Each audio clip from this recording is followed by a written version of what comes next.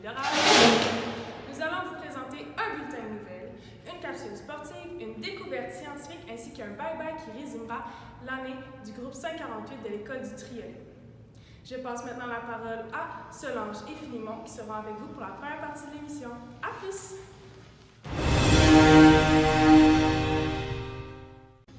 À toi, Solange.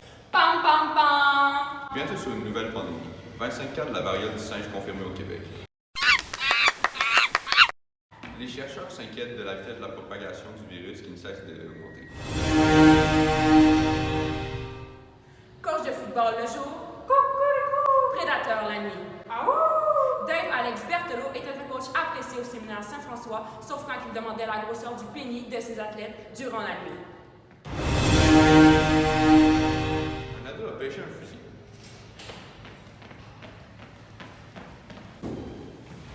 Piou piou. Piou piou.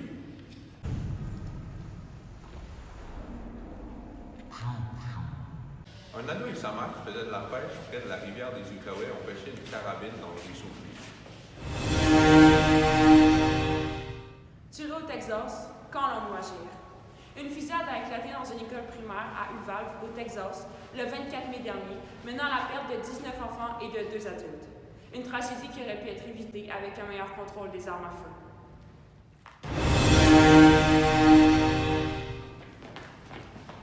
350 adolescents retrouvent le plaisir de boucher.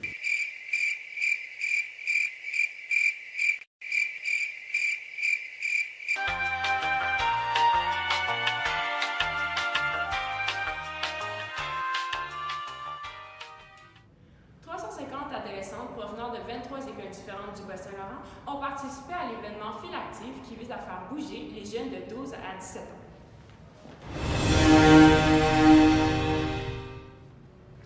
Près de 400 000 foyers sans électricité, durant le même tempête au Québec. Et en voici la preuve.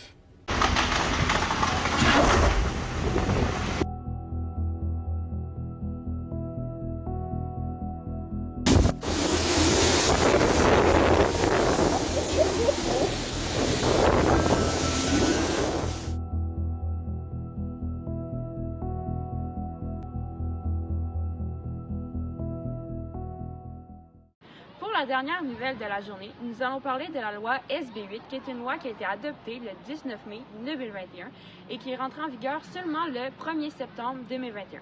Cette loi stipule que l'avortement est interdit au Texas après 6 semaines de grossesse.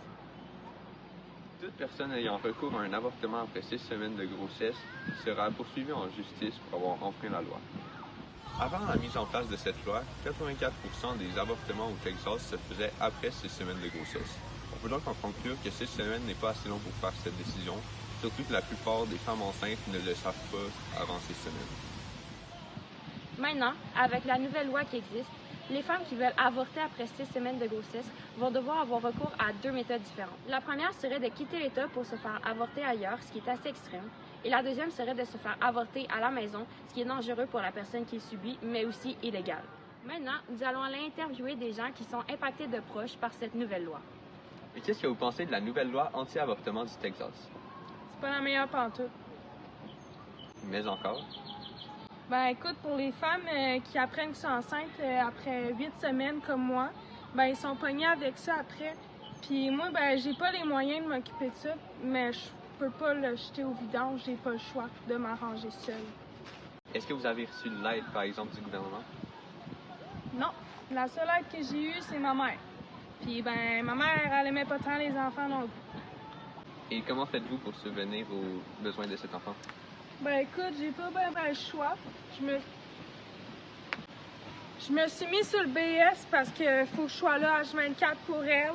Et même si je voulais pas d'enfant, ben maintenant, elle est avec moi.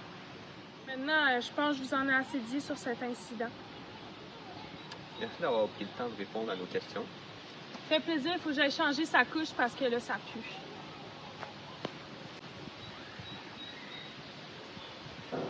Maintenant, on va passer au prochain interview. Bonjour, quel est votre nom? Galantine. Galantine, ça fait combien de temps que vous êtes enceinte? 6 mois. 6 mois. Et est-ce que c'était votre choix de garder le bébé? Ça? Non. Pourquoi je voudrais dire ça? OK, mais pourquoi vous n'avez pas décidé d'avorter? Je m'en suis rendu compte il y a 2 semaines. C'était pas juste un bedon de bière, écoute. Et comment vous sentez-vous par rapport au fait que vous devez garder votre bébé? Ben, vous savez, ça me stresse un peu, moi, là. Je fume 2 fois plus que je fumais avant. Je veux dire, je suis rendu à 20 paquets, moi, là. Et vous voulez pas arrêter pour le bébé? Pourquoi? Ben, parce que c'est dangereux pour sa santé. Je vous ai dit celle-là, là? Non, je m'en fous, là. Est-ce qu'il y a au moins des gens de votre entourage qui vont pouvoir vous aider? Mon chien, Et personne d'autre? je suis tout seul, moi, là. OK, eh bien, merci pour cette interview. Passons maintenant au dernier interview de la journée. Donc, nous sommes en présence du père et de la mère de Vanessa. Donc, Vanessa, comment vivez-vous en sachant que vous venez d'une grossesse non désirée? Une grossesse non désirée? C'est parce que t'es pas au courant, là. J'étais pas voulu? Non, c'est correct. Je dis n'importe quoi. C'est correct, ma belle, c'est correct. Et vous, est-ce que vous pensez avoir fait le bon choix de rester ici pour vous occuper de votre enfant? C'est n'importe quoi. Vous continuez l'interview, même Hey, quand ma je viens belle. d'apprendre. C'est comme si j'avais été. Comme si vous venez de me dire que j'avais été adoptée. Calme-toi, là, c'est pas grave. Non, je me calmerai pas. Bon. Bye bye. Reste chez vous, va-t'en chez ton père. Non, lâche-moi. Non, je veux pas rester. Je vais répondre à ta question, moi. Oui. Est-ce que vous pensez avoir fait le bon choix en restant ici pour vous occuper de votre enfant? J'espère, oui. Oui. Ouais. Lâche-la, là, c'est pas un enfant battu, c'est juste un enfant non désiré. Non désiré? Oh, mais arrêtez de dire ça, c'était mon poche! On va Imaginez s'en aller. comment moi je me sens. Non, mais vous Je pense comprenez que ça va pas! être bon pour aujourd'hui. Vous comprenez pas?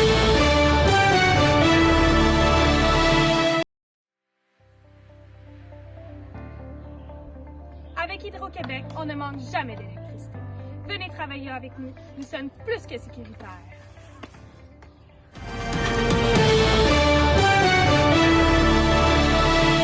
Merci à Solange et Philemon de nous avoir informés de ces informations qui sont très importantes à savoir.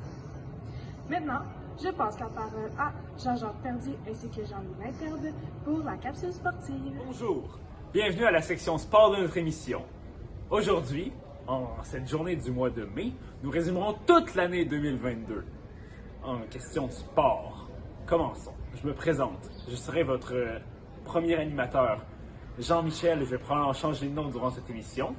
Et voici mon collègue. Jean-Louis Limberbe, je serai votre co-animateur aujourd'hui. Commençons.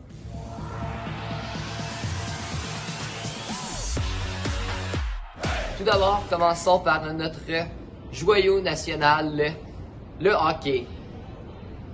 La saison du Canadien est enfin terminée. Chers partisans, vos souffrances sont terminées. Les joueurs du Canadien ont remplacé leurs bâtons de hockey par des bâtons de golf. C'est une bonne chose parce qu'ils ont été affreusement mauvais cette année. Seulement 22 victoires en 82 matchs. C'est vraiment pas très bon. Aussi, il y a eu un grand changement au niveau direction du Canadien. L'entraîneur-chef Dominique Ducharme a été mis à la porte, tout comme l'ancien directeur général qui était là depuis plusieurs années, Marc Bergevin, qui lui aussi a dû faire ses valises et quitter la ville de Montréal. Ils ont été remplacés comme directeur général par Kent Hughes, un ancien agent de joueur, et comme entraîneur, l'ancienne super vedette du Lightning de Tampa Bay, Martin Saint-Louis, qui a marqué beaucoup de buts, qui a été intronisé au temple de la renommée, vraiment un super grand joueur qui est maintenant l'entraîneur-chef du Canadien. Passons maintenant dans le monde de la course automobile. En Formule 1, le pilote mexicain Sergio Pérez a remporté l'incroyable et historique épreuve du Grand Prix de Monaco, où les voitures coursent dans les rues de la principauté de Monaco. La course a été caractérisée par 2 drapeaux rouges. Le premier qui était dû à la pluie diluvienne qui tombait sur le circuit, qui a même retardé le départ de la course d'1 heure. Had been no wet running this weekend. And Anthony Noakes, the final corner, it does look. Le second drapeau rouge a été caractérisé par l'accident spectaculaire de Mick Schumacher, oui, le fils de Michael Schumacher, qui a littéralement coupé son char en 2 après avoir glissé sur la piste et être entré en contact avec les murets de sécurité.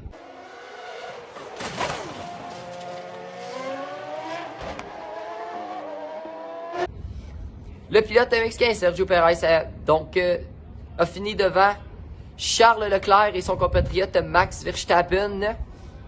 La victoire de ce Mexicain était la victoire du premier Nord-Américain depuis Gilles Villeneuve à gagner ce Grand Prix en particulier. Le célèbre joueur de hockey tchèque Jaromír Jágr a dernièrement frôlé la mort dans un accident de tramway. Effectivement, il n'était pas à l'intérieur du tramway, mais en fait dans son véhicule lorsque le tramway l'a percuté. Il va bien dorénavant et a même confirmé sur Twitter que l'accident était complètement de sa faute et que c'était dû à une distraction de sa part et non une erreur logistique. Le club école de l'équipe des Canadiens de Montréal, le Rocket de Laval, est dernièrement rentré en finale d'association. On leur souhaite donc bonne chance, mais surtout la victoire. Donc, un petit retour sur les Jeux olympiques d'hiver de 2022 qui sont passés cette année à Beijing. Je tiens à féliciter la délégation canadienne qui a remporté 14 médailles de bronze, 8 médailles d'argent et 4 médailles d'or, soit dans les épreuves de patinage de vitesse longue piste féminin, patinage de vitesse courte piste masculin, hockey féminin, ainsi que l'épreuve de planche à neige masculin. Donc, félicitations à nos athlètes. Merci. Maintenant au soccer, le CF Montréal ne cesse de gagner. L'équipe est maintenant rendue en demi-finale du championnat canadien.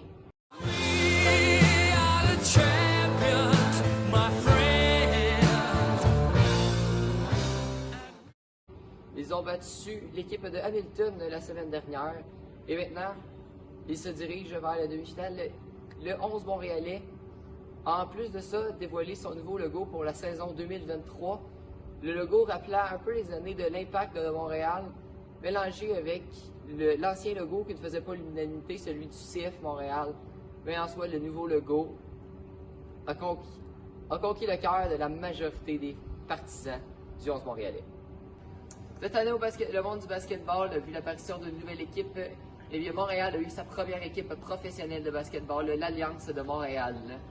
L'équipe a eu un bon début de saison, malgré leur défaite à leur premier match d'ouverture. Mais au moins, l'ouverture locale a été marquée par une victoire plutôt écrasante. L'équipe se démarque bien dans la ligue pour une équipe d'expansion, une équipe complètement recrue dans ce bassin complètement nouveau qu'est la ville de Montréal pour cette équipe. Maintenant, au baseball, nous avons appris cette année que le receveur canadien, franco-ontarien et québécois d'adoption, Russell Martin, a pris sa retraite après 14 ans de saison, après 14 saisons dans le baseball majeur. Le joueur qui était à l'origine un joueur de troisième but et qui était très polyvalent a joué la majeure partie de sa saison, de sa carrière comme receveur. Lui qui a joué pour les Dodgers de Los Angeles, les Blue Jays de Toronto ainsi que les Yankees de New York, a eu autour de 191 coups de circuit, ce qui est beaucoup, ainsi qu'il a fait 1416 coups sûrs. Encore une fois, Russell, félicitations pour ta belle carrière.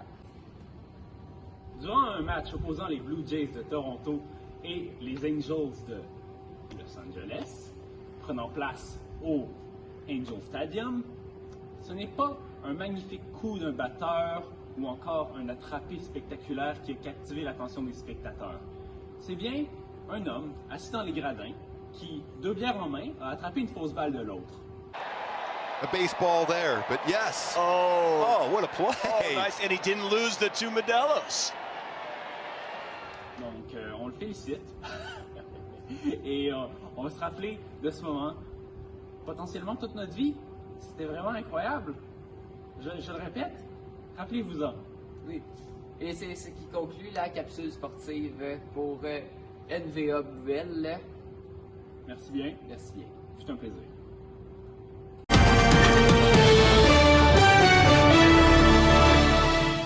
Bonjour à tous, je suis Jean-Louis Léberbe et voici Jean-Jacques Perdu. Jean-Jacques, qu'est-ce que tu fais sur le terrain de baseball? Un château de table?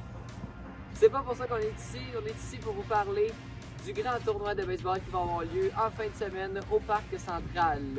Vous allez pouvoir rencontrer plusieurs équipes de partout sur la planète qui s'affronteront dans le but de gagner la Coupe mondiale de la meilleure équipe de baseball. Vous allez pouvoir rencontrer moi et Jean-Jacques s'il ne s'est pas perdu dans la ville de Sherbrooke. Sur ce, en espérant tous vous voir en grand nombre en fin de semaine.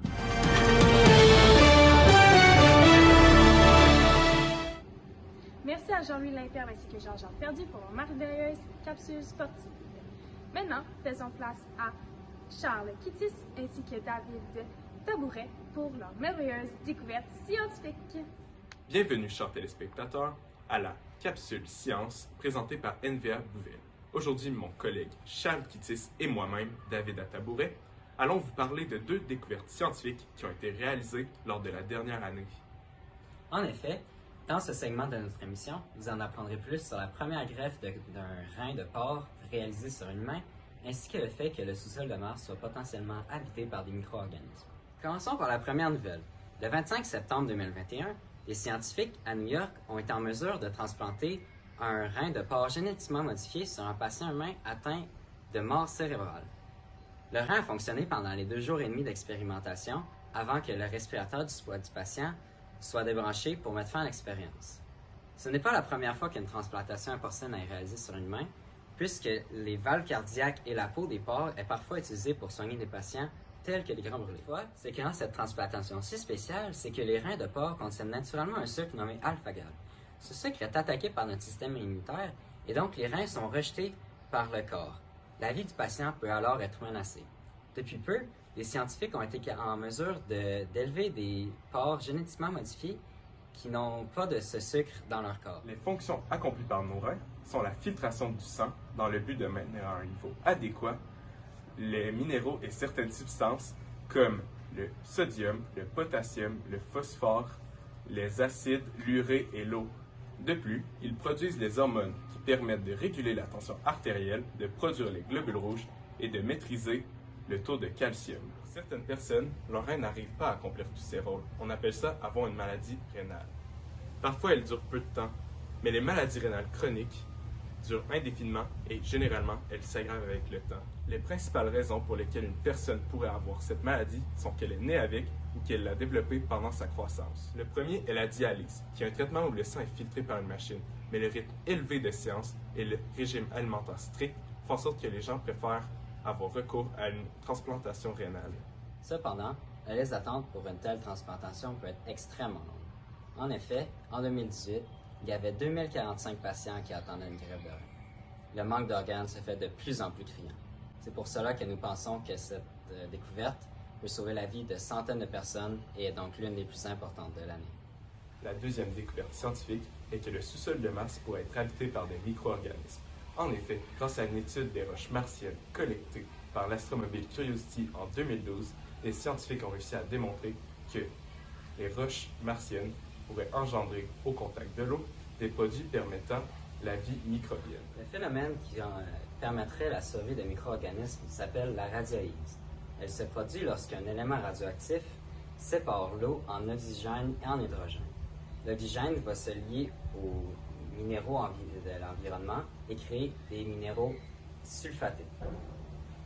La vie microbienne va alors absorber l'hydrogène et le digérer avec l'oxygène présent dans les minéraux. Le problème qui empêcherait ce phénomène de se produire est le manque d'eau. À la surface de Mars, il n'y a que de la glace ainsi que de l'eau à une très haute concentration en sel, nommée saumure. En plus, la température étant de moins 60 degrés Celsius et ayant une pression d'environ 1/1000 de celle de la Terre, la vie ne pourrait pas se développer à la surface de Mars. En revanche, sous Terre, la température et la pression sont plus élevées. Par conséquent, il pourrait y avoir de l'eau liquide. C'est justement ce qu'espèrent trouver les scientifiques grâce à l'astromobile Perseverance qu'ils ont envoyé sur Mars en 2020. C'est ce que pensent des scientifiques australiens. Selon eux, l'eau liquide peut exister jusqu'à 310 km sous Terre. À cette profondeur, la température est de 427 degrés Celsius, mais la pression élevée fait en sorte que l'eau reste liquide. Cependant, la vie ne pourrait se développer qu'entre 17 et 36 km sous la surface de la planète rouge, soit environ 3,2% de son volume total. Il faut souligner toutefois que ces chiffres ont été utilisés grâce à des données terrestres telles que la température à laquelle la vie connue existe sur Terre, soit entre moins 20 degrés Celsius et 122 degrés Celsius. C'était donc la partie scientifique de notre émission à NVA Bouvelle. Merci à tous et à la semaine prochaine.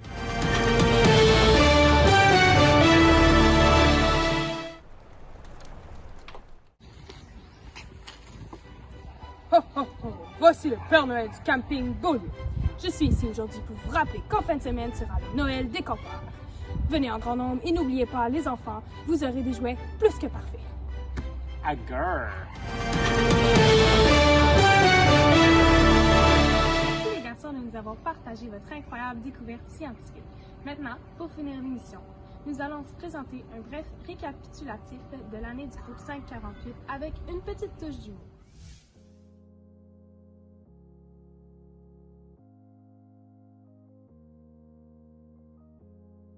Justin! Justin! T'es capable! Yes! Yes! Oh mon Dieu! Oh mon Dieu! Est-ce que tu vas bien? Ça va-tu? Oh, non! Est-ce que ça va? Ça va-tu? Oh mon Dieu! Je pense qu'il est mort! Oh non, c'est correct.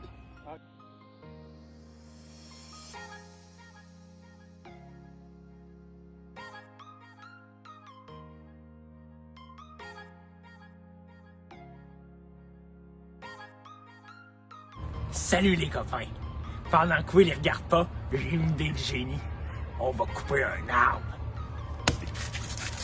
Hey, faites quoi les gars? Oh shit, c'est Will!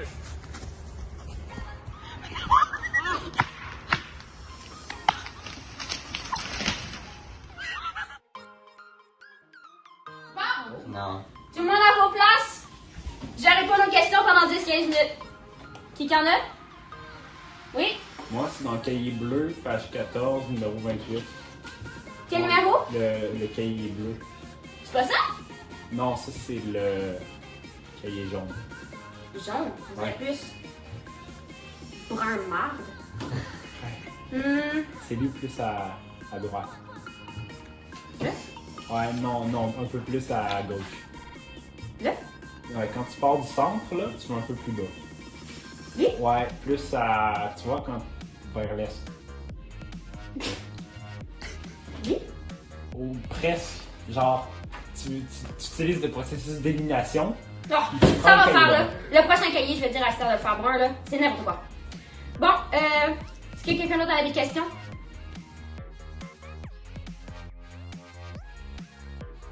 Non. Donc, votre devoir, ça va être dans le cahier vert. Numéro 1, 2. Prenez en note. Ouais, je prends note. 1, 2, 3. 4, c'est un bon numéro. 5, 6, 7, 8. 9 aussi, c'est un bon numéro. 10. Ah, vous savez quoi? Faites-le tout. C'est bon? OK. Yeah. Les gars, faut se dépêcher, faire bouillir notre eau, là. Ouais, pourquoi on se fait pas un peu de fun, là? Ouais, moi, je pars en ben, je sais pas, là. Oh my god! Quoi? Hey, ça fait quoi si on met ça dans le feu? Oh, sûrement pas grand-chose. Genre, de la petite fumée, là. Hey, si vous voulez, on teste, hein? C'est bon, mais Guillaume, t'as pas ça? let's go. OK, on essaie. OK. Oh, Ah, ça fait rien. ça a pas l'air de faire grand-chose, hein.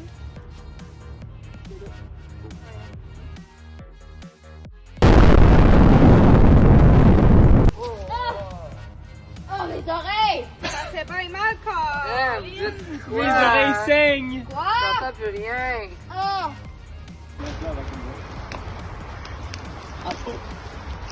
J'ai peur. Ben ouais, out!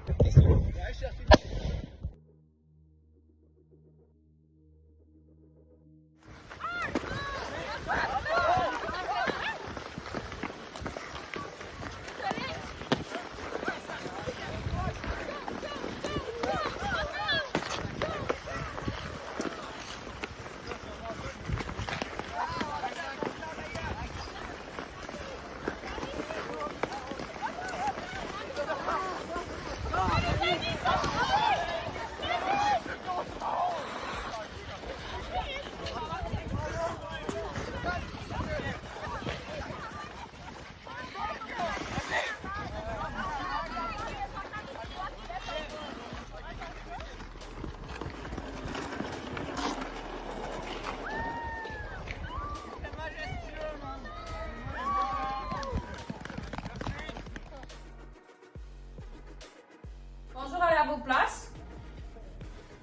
ai dit, l'examen il est aujourd'hui.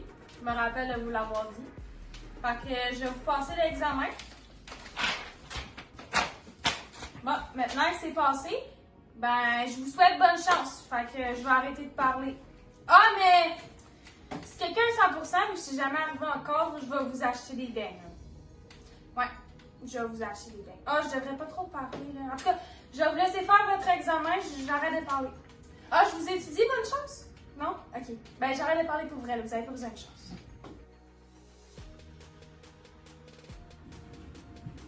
Bon, je savais que j'aurais jamais dû parler trop vite. Mais il y a eu un 100% dans la classe. Je suis fière de vous. Alicia Rivera, bravo! Je suis Alicia Rivera et j'ai eu 100% à l'examen.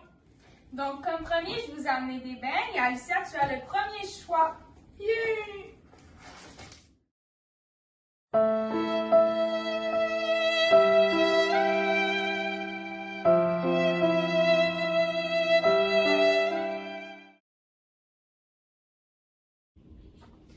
On va appeler Esther! Bonjour, Marie-Claude. C'est quoi son numéro, non? Ok.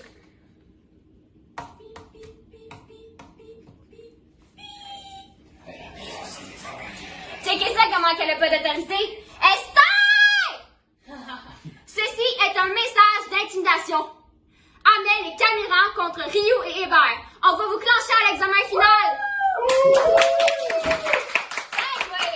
Merci, chers téléspectateurs, d'avoir participé à notre émission en entier. On se retrouve la semaine prochaine pour la prochaine émission de NBA Poubelle.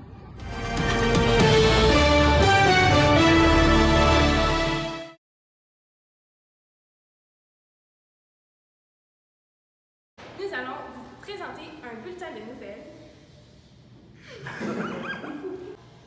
Bon matin et bienvenue à l'émission... Non, c'est pas... Bon matin et bienvenue à l'émission NBA. À toi, Solange. 3. À toi, Solange. Pam pam pam. Bientôt sur une nouvelle pandémie. 25 cas de la variole du singe. Ah! À toi, Solange. Pam. À toi, Solange. Pam pam pam. Bientôt sur une nouvelle pandémie. 25 cas de la variole du singe confirmés au Québec. C'est parti. Non. Un coach de football le jour. Prédateur la nuit. Solange! Coach de football le jour. Prédateur la nuit. Dave Alex Berthelot était un coach apprécié au séminaire Saint-François. Pourquoi, Xavier, tu parles quand je parle? Un adolescent a pêché un fusil. Arrête. Un adolescent a pêché un fusil. Oh my god! Un ado a pêché un fusil.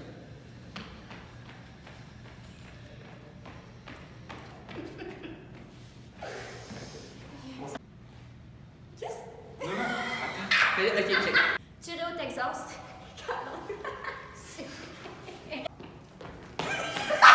Arrête, tu peux pas se regarder, ok? Arrête, pas se faire.